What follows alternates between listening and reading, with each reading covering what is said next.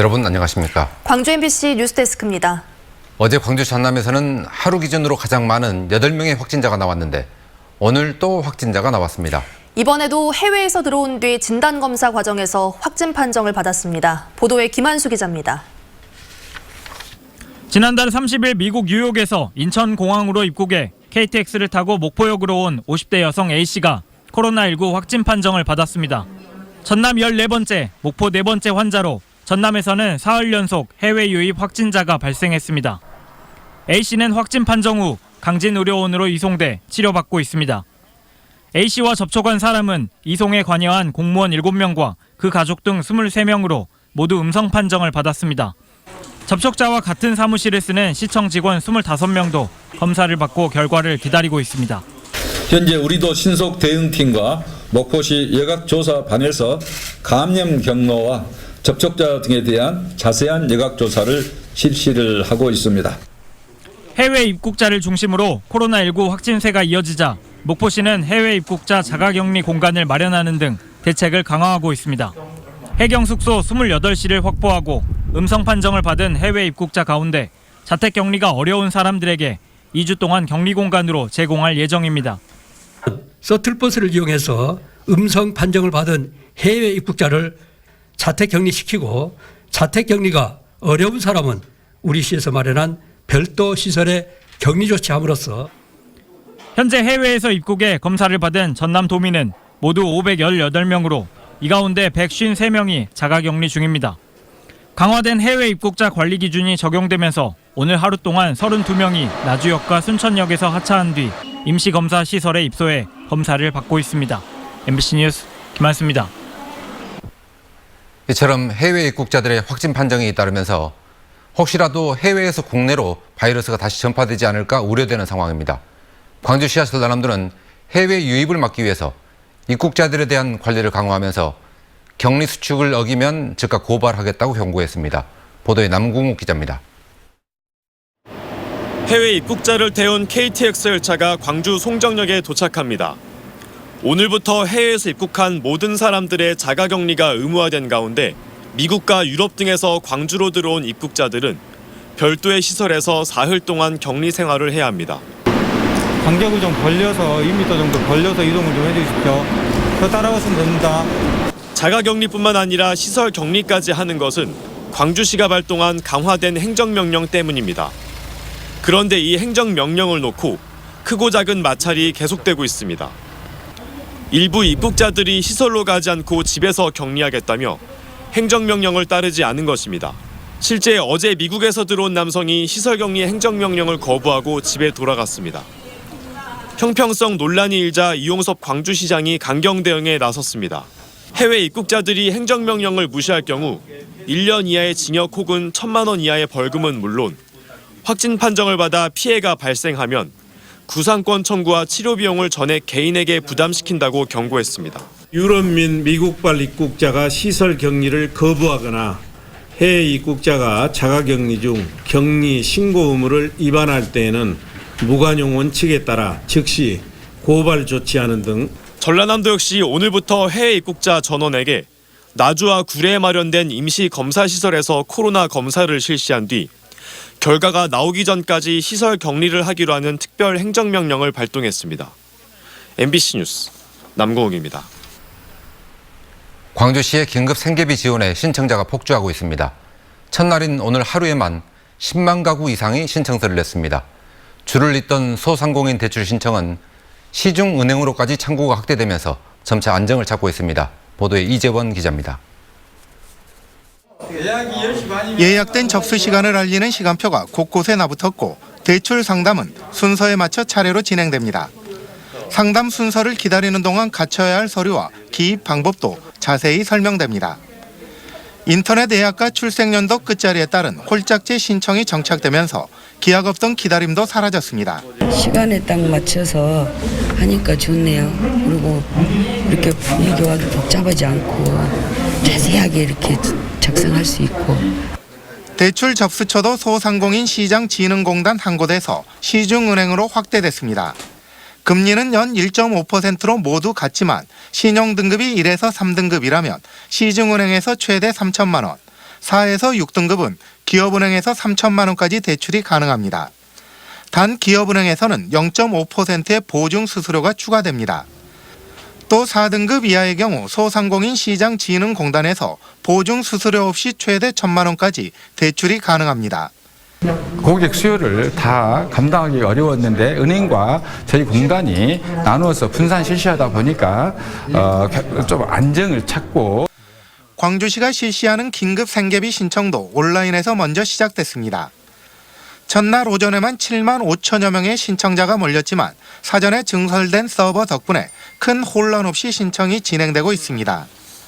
예상보다 많이 들어왔다 뭐 이런 것보다는 그냥 지금 서버가 다운되지 않고 7만 가구 정도 신청해도 잘 되고 있다. 선착순으로 드리는 건 아니니까요. 여유 되실 때 신청하셔가지고 받으시면 좋을 것 같아요. 오는 6일부터는 온라인은 물론 광주시청과 95개 행정복지센터에도 접수 창구가 마련될 예정입니다. 그리고 다음 달 8일 접수를 마감한 뒤 소득 기준 심사를 통과한 신청자 모두에게 최대 50만 원의 생계비가 지급됩니다. MBC 뉴스 이재원입니다. 구례에 사시는 분이 광주 MBC에 영상 하나를 보내주셨습니다.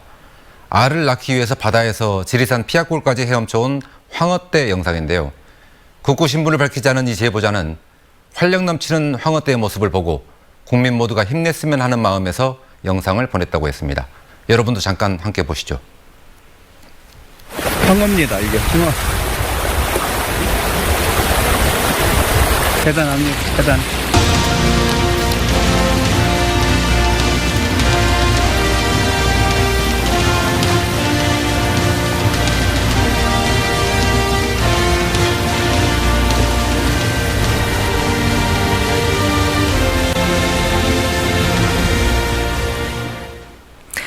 회원제 비밀 사이트를 통한 불법 성매매 실태를 연속 보도해드리고 있는데요. 경찰의 단속과 정부의 제재에도 불구하고 성매매 업주들이 보란 듯이 영업을 계속할 수 있는 배경은 무엇인지 우종훈 기자가 취재했습니다. 회원제 비밀 성매매 알선 사이트에 등록된 광주와 전남 300여 개 업소는 경찰 수사가 시작된 지금도 영업을 활발하게 이어가고 있습니다. 모두 불법 성매매 업소들이지만 경찰 단속을 별로 두려워하지 않습니다. 솔직히 말해서 달래요.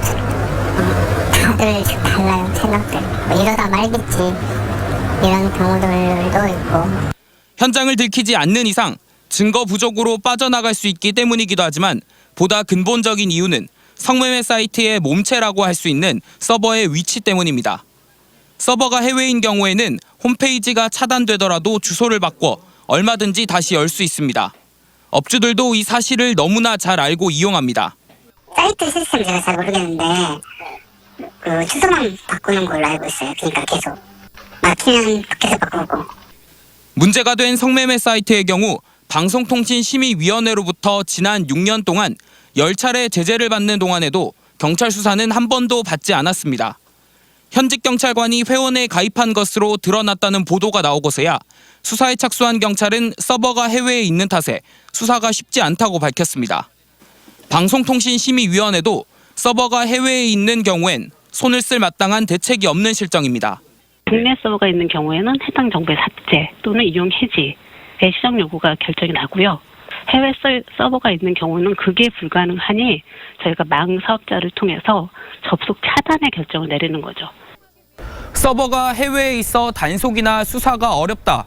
이렇게 정부와 경찰이 변명과 해명을 하고 있는 사이 성매매 업주들은 단속과 제재를 비웃기라도 한 듯 배짱 영업을 이어가고 있습니다. MBC 뉴스 우종훈입니다.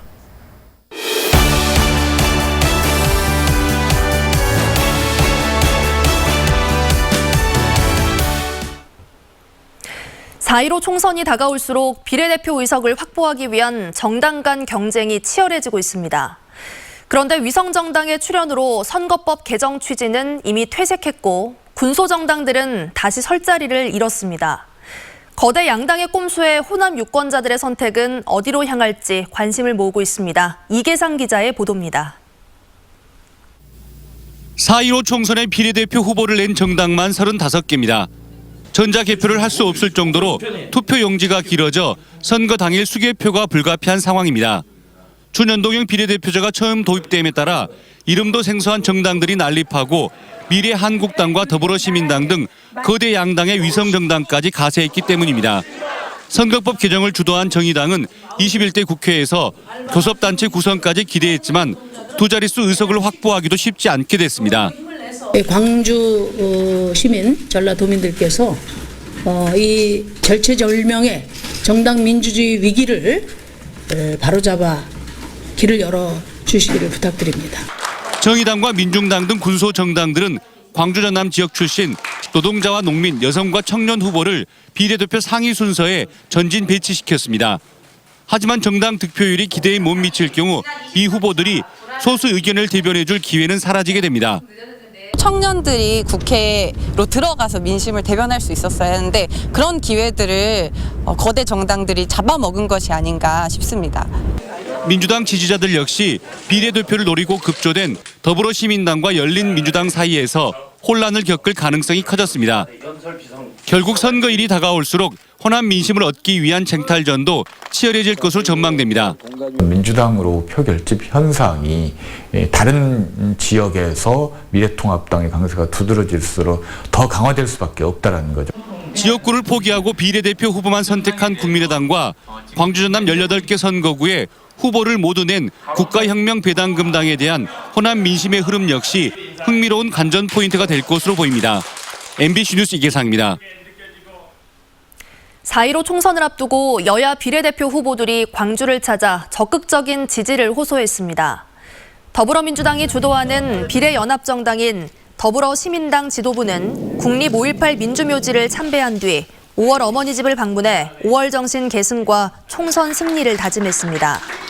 정의당 광주 전남 비례대표인 강은미, 문정은, 박웅두 후보는 낡은 양당 체제를 청산하고 정치개혁을 완수하겠다고 밝혔고 국민의당 권은희 광주 선대위원장은 중도 실용정치를 구현하고 원내 교섭단체 수준의 의석을 확보하겠다고 밝혔습니다.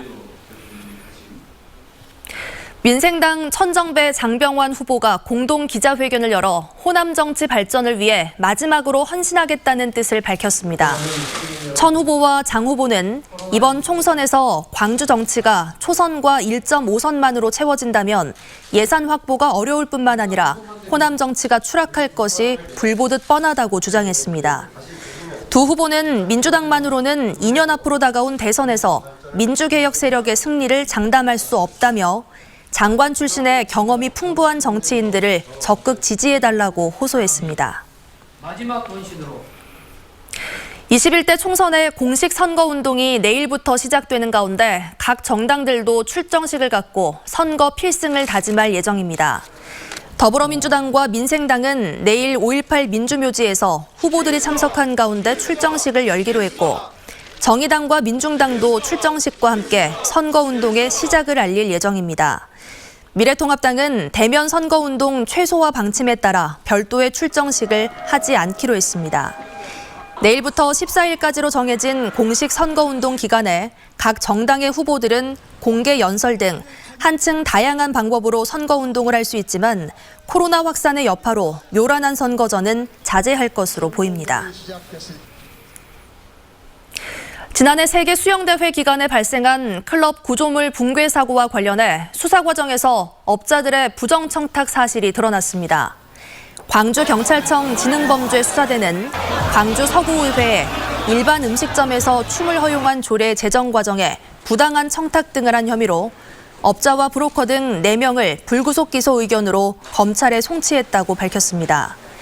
이들은 조례가 제정되면 이익을 얻을 수 있을 것으로 보고 관련 공무원에게 부정청탁을 시도한 혐의입니다.